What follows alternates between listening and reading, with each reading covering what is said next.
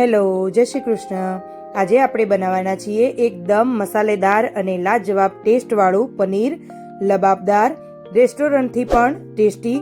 જો તમે પનીરના શોખીન છો તો આજની રેસીપી તમારા માટે જ છે અને આપણે ઘરનું હેલ્ધી પનીર જ વાપરવાનું છે.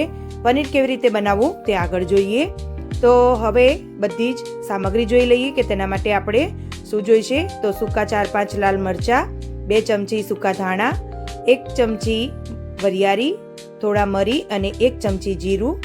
મરચાંને આવી રીતે મોટી સ્લાઇસમાં કાપીને લીધેલા છે. લસણ કાપેલું છે. સાથે કાજુ અને મગજ તરીના બીને મેં અડધા કલાક માટે ગરમ પાણીમાં પલાળીને રાખેલા હતા, તે લઈ લઈશું. 2 નંગ ઝીણી સમારેલી ડુંગળી લઈશું. 1 મોટું ટામેટું ગ્રેવી માટે લઈશું. તેમાં આપણે કાજુ અને મગજ તરીના બી જે પલાળીને રાખ્યા છે તેને આપણે તેમાં લઈ લઈશું અને પછી તેને એની પેસ્ટ બનાવી લેવાની છે. આપણે બધું મિક્સ થઈ જાય પછી તેની પેસ્ટ બનાવીશું. અને હવે લાસ્ટમાં મેં મોટા આવા ડાઈસ કરેલા ટામેટાં લીધા છે, તેના બીજ નીકાળી દીધેલા છે. ડુંગળી પણ આવી રીતે જ મોટી સ્લાઇસમાં કાપેલી છે અને કેપ્સિકમ પણ એવી રીતે કાપેલું છે. ત્રણેય બધું જ મેં એક લીધેલું છે. સાથે પનીર લીધેલું છે. આ પનીર મેં ઘરે બનાવેલું છે.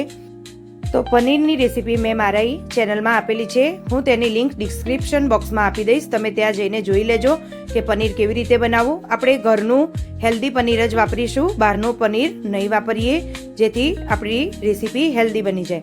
તો સૌ પહેલાં આપણે મસાલો બનાવવાનો છે. તેના માટે 4 થી 5 સૂકા લાલ મરચાં લઈ લઈશું. 2 ચમચી ધાણા લઈ લઈશું. 1 ચમચી વરિયાળી લઈશું અને 8 થી 10 મરી અને 1 ચમચી જીરું લઈશું. હવે આ બધી જ વસ્તુને મિક્સ કરવાની છે અને એકદમ ધીમા તાપે શેકવાની છે. જ્યારે તેમાંથી સ્મેલ આવે અને જીરુંનો કલર થોડો ચેન્જ થાય ત્યાં સુધી તેને શેકી લેવાનું છે. આ મસાલો તમે કોઈ પણ બીજી પનીરની વાનગી બનાવો તો તેમાં તમે તેને એડ કરી શકો છો. તેનો ટેસ્ટ ખૂબ સરસ એવો આવે છે. તો હવે થોડું એવું શેકાઈ ગયું છે. તો સરસ બધું જ શેકાઈને તૈયાર થઈ ગયું છે. જીરુંનો કલર પણ ચેન્જ થઈ ગયો છે અને સ્મેલ પણ ખૂબ સરસ એવી આવી રહી છે. તો હવે તેને નીકાળી લઈશું અને મિક્સરમાં ક્રશ કરી લઈશું. તો એને અધકચરું ક્રશ કરીને તૈયાર કરવાનું છે. તો ઠંડુ થાય પછી ક્રશ કરીશું. તો ચાલો હવે આપણે આગળ બીજી બનાવવાની તૈયારી કરીએ. તો તેના માટે 2 ચમચી તેલ મૂકી દઈશું અને પછી તેમાં સૌથી પહેલાં પનીરને મેં કટ કરીને લઈ લીધેલું છે તે પનીર એડ કરીશું. ડુંગળીની સ્લાઇસ એડ કરીશું. સાથે ટામેટું એડ કરીશું અને કેપ્સિકમ એડ કરીશું. બધું જ વસ્તુ આપણે પહેલાં એડ કરી લેવાનું છે અને પહેલાં તેને સાંતળવાનું છે. સાંતળીને સબ્જી બનાવવાનો ખૂબ જ ટેસ્ટ એવો અલગ જ આવશે અને ટેસ્ટ પણ ખૂબ સરસ એવો લાગશે. પનીર થોડું સંતળાશે અને બધા જ વેજીટેબલ પણ સંતળાશે તો એનો ટેસ્ટ ખૂબ અલગ જ આવશે. અને તમે જો મારી રેસીપી તમને બધી જ ગમતી હોય અને તમે મારી રેસીપી કઈ સિટી અને કયા સ્ટેટમાંથી જુઓ છો તે પણ મને કહેજો અને રેસીપી મારી તમને કેવી લાગે છે તે પણ મને કહેજો. તો હવે તમે જોઈ શકો છો કે થોડું થોડું શેકાવા લાગ્યું છે. પનીર પર થોડી બ્રાઉનેસની કોટિંગ આવવા લાગી છે. તો આપણે પનીર પર થોડું બ્રાઉન દેખાય ત્યાં સુધી તેને સાતળવાનું છે.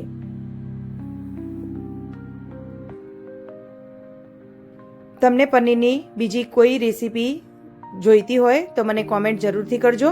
હું તમને તે પનીરની રેસીપી શીખવાડીશ અને આ પનીરની રેસીપી તમને કેવી લાગે છે તે પણ મને જરૂરથી કહેજો.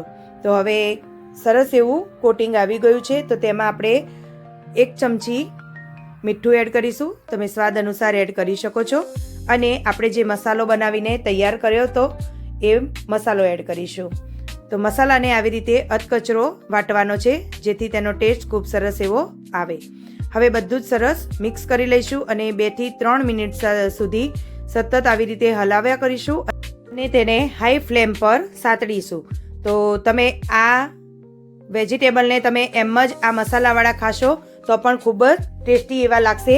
કોઈ તમે સ્ટાર્ટરમાં મૂકશો તો પણ ખૂબ ટેસ્ટી એવા લાગશે. તો હવે આપણે આ વેજીટેબલને નીકાળી લઈશું અને સાઈડમાં ઠંડા થવા દઈશું અને એ જ પેનમાં આપણે સબ્જી બનાવવાની તૈયારી કરીશું. તો હવે મેં વેજીટેબલને એક ડીશમાં નીકાળી લીધા છે. હવે એ જ પેનમાં 2 ચમચી તેલ એડ કરીશું. આપણે બહાર તો તેલ ખૂબ ઘણું ખાઈએ છીએ, પણ ઘરે ઓછા તેલમાં આપણે બનાવીને તૈયાર કરીશું. તો તેમાં પહેલાં જીરું એડ કરીશું. તો જીરું થઈ જાય પછી આપણે તેમાં લસણ એડ કરવાનું છે. સૌ પહેલાં આપણે લસણ એટલે એડ કરીશું જેથી તેમાંથી બધી જ કચાશ નીકળી જાય. તો લસણને આપણે ગોલ્ડન બ્રાઉન થાય ત્યાં સુધી સાતળવાનું છે.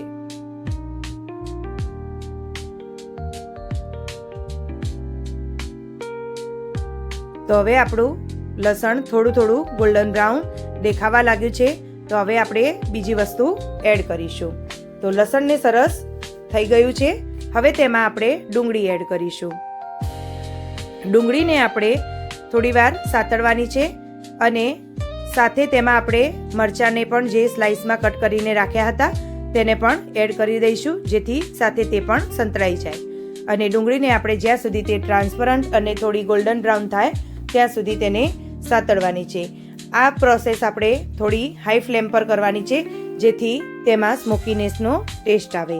તો તમારે હાઈ ફ્લેમ કરી દેવાની છે. હવે 2 થી 3 સ્લાઇસ આપણે આદુની એડ કરીશું. જો તમારે છીણીને એડ કરવું હોય તો પણ ચાલે. અત્યારે મેં સ્લાઇસમાં એડ કરીને નાખ્યું છે. તો તમારે પણ જે રીતે નાખવું હોય તે રીતે તમે નાખી શકો છો. હવે ડુંગળી થોડી ટ્રાન્સપરન્ટ અને ગોલ્ડન બ્રાઉન થઈ ગઈ છે. તો આપણે હવે ટામેટાની ગ્રેવી એડ કરી દઈશું.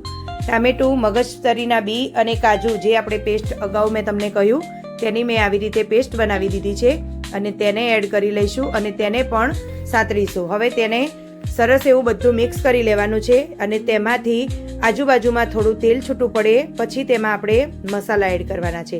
તો પહેલાં પ્રોપર તમારે ટામેટાની ગ્રેવીને સરસ સાતળી લેવાની છે. લગભગ 2 મિનિટ સાતળીશું અને જોઈશું તો બાજુમાં તેલ છૂટું પડી જશે. તો હવે તેમાં મસાલા એડ કરી લઈશું. તો પહેલાં અડધી ચમચી હળદર એડ કરીશું. 1 ચમચી ધાણા જીરું પાવડર એડ કરીશું. સાથે તેમાં આપણે તીખું લાલ મરચું નહીં પણ આપણે 1 ચમચી Kashmiri red chilli powder add કરીશું જેથી આપણું સબ્જી વધારે તીખું ના બને અને ટેસ્ટમાં ખૂબ સરસ એવું લાગે. સ્વાદ અનુસાર મીઠું એડ કરી લઈશું. હવે મસાલાને પણ થોડીવાર સાતળી લઈશું જેથી તેમાંથી પણ થોડું તેલ છૂટું પડી જશે અને મસાલા સંતળાશે તો તેનો ટેસ્ટ સરસ આવશે.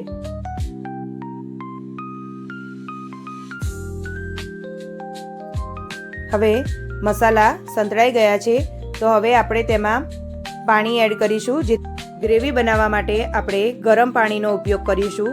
તો તમારો કોઈ પણ સબ્જીમાં તમે ગરમ પાણી એડ કરશો તો તમારો ટેસ્ટ એવો ને એવો જ રહેશે. ઠંડુ પાણી એડ કરવાથી સબ્જીનો ટેસ્ટ ચેન્જ થઈ જાય છે. તો મેં અહીંયા 1 કપ ગરમ પાણી એડ કર્યું છે અને હવે તેને હલાવીશું અને સરસ એવું થીક થવા દઈશું અને તેને થોડી વાર એના ઉપર બબલ આવે ત્યાં સુધી હલાવીશું. તો હવે થોડા થોડા બબલ આવવા લાગ્યા છે. તો હવે આપણે તેમાં આપણે જે વેજીટેબલ સાતળીને રાખેલા હતા તેને એડ કરવાના છે. તો અત્યારે થોડા બબલ આવે પછી જ તમારે વેજીટેબલ એડ કરવા જેથી બધી જ સબ્જીને પનીર અને વેજીટેબલ એબ્ઝોર્બ કરી લે. હવે બધું સરસ એવું મિક્સ કરી લઈશું. મિક્સ કરાતાની સાથે જ આપણને સબ્જી ખાવાની ઈચ્છા થઈ જાય એવું શાક બનીને તૈયાર થયું છે. આ સ્ટેજ પર તમારે કસૂરી મેથી એડ કરવી હોય કે ગરમ મસાલો એડ કરવો હોય તો તમે કરી શકો છો. તો હવે સરસ મિક્સ કરી લઈશું. મિક્સ કરી અને તેને આપણે થોડી વાર થવા દઈશું. તો તેને ઢાંકી અને લગભગ 3 થી 4 મિનિટ સુધી ધીમા તાપે થવા દેવાનું છે અને પછી આપણે જોઈશું તો તેમાંથી તેલ પણ છૂટું પડી જશે અને આપણું શાક સર્વ કરવા માટે રેડી છે. તો આ શાકને તમે નાન સાથે, પરોઠા સાથે કે રોટલી સાથે સર્વ કરી શકો છો. તમે કઈ રીતે સર્વ કરશો અને કેવી રીતે કઈ રોટલી કે નાન સાથે સર્વ કરશો તે મને કોમેન્ટ જરૂરથી કરજો કે મારે આ શાક શેની સાથે સર્વ કરવું તે પણ મને કોમેન્ટ કરજો. હવે લાસ્ટમાં ધાણા એડ કરી દઈશું અને મિક્સ કરી અને આપણે આપણી સબ્જીને સર્વ કરીશું. તો આ રેસીપી તમને કેવી લાગી કોમેન્ટમાં જરૂરથી લખજો અને મારો વિડીયો તમને કેવો લાગ્યો તે પણ મને જરૂરથી કહેજો. તો વિડીયો ગમ્યો હોય તો લાઈક કરો. જો તમે આવી જકાસ રેસીપી ગમતી હોય તો મારી ચેનલને સબસ્ક્રાઈબ કરવાનું ના ભૂલતા. આ વિડીયો તમારા મિત્રોને શેર કરજો અને મારી ચેનલને લાઈક, શેર અને સબસ્ક્રાઈબ કરવાનું ના ભૂલતા. ફરી મળીશું નવી રેસીપી સાથે.